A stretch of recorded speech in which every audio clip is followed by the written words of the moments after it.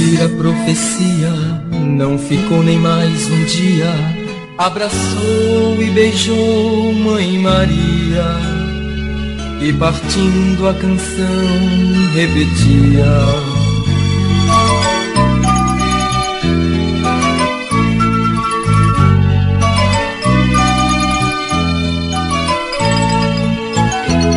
contemplou com olhar distante as colinas verdejantes, sua terra, seu lar, sua gente, e a canção não saía da mente.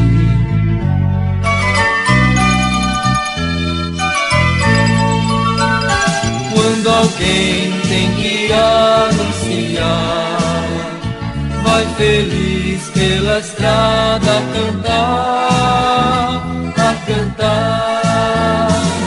Por montanhas, rios e vales, vilarejos e cidades, por estradas de pedra e de pó, misturava a canção e o suor.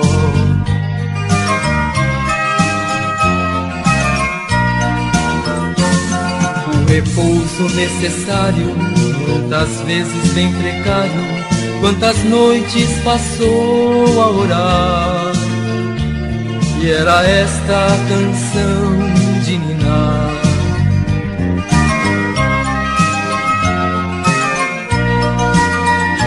Quando alguém tem que anunciar, vai feliz pela estrada a cantar, a cantar.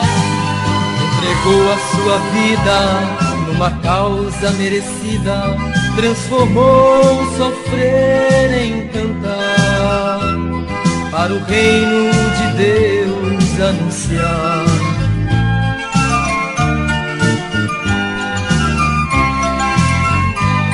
Ele hoje te convida pra imitar sua partida, na esperança que brote uma flor, na certeza de quem canta o amor.